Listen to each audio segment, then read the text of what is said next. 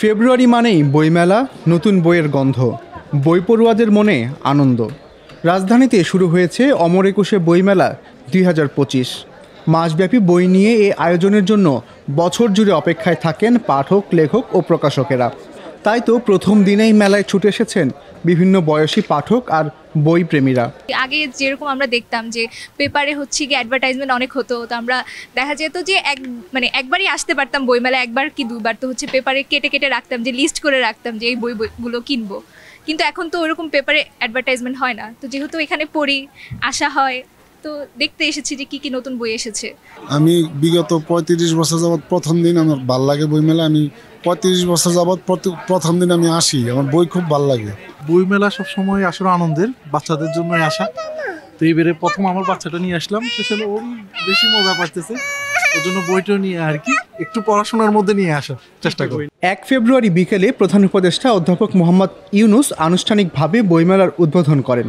এবারের বইমেলার মূল প্রতিপাদ্য জুলাই গণ অভ্যুত্থান, নতুন বাংলাদেশ নির্মাণ। এছাড়া বইমেলাতে আছে জুলাই চত্বরও। এখনো কিছু বুঝতে পারছি না, কেবল আসলাম, কয়েকটা স্টলে ঘুরেছি, ওভাবে বুঝতে পারছি না। ম্যাক্সিমাম স্টলে হচ্ছে এখন পর্যন্ত সাজাচ্ছে। মেলায় এসে আমার ভালো লাগছে, অনেক অনেক বই দেখেছি। এবারের মেলায় বাড়ানো হয়েছে স্টলের সংখ্যা। মেলায় অংশ নিচ্ছে 708টি প্রকাশনা প্রতিষ্ঠান। বাংলা একাডেমি প্রাঙ্গণে 99টি এবং সোহরাওয়ার্দী উদ্যান অংশ থাকবে 609টি প্রতিষ্ঠান। গত বছর এই সংখ্যা ছিল 635। অনেক স্টলে এখনও চলছে শেষ মুহূর্তের রংচং আর বই সাজানো গোছানোর কাজ। প্রতিদিন বেলা 3টা থেকে রাত 9টা পর্যন্ত মেলা খোলা থাকবে। রাত 8:30টার পর নতুন করে কেউ আর মেলা প্রাঙ্গণে প্রবেশ করতে পারবে না। ছুটির দিন বইমেলা চলবে বেলা 11টা থেকে রাত 9টা পর্যন্ত। তবে 21শে ফেব্রুয়ারি মহান শহীদ দিবস এবং আন্তর্জাতিক মাতৃভাষা দিবসে মেলা শুরু হবে সকাল 8টায় এবং চলবে রাত 9টা পর্যন্ত।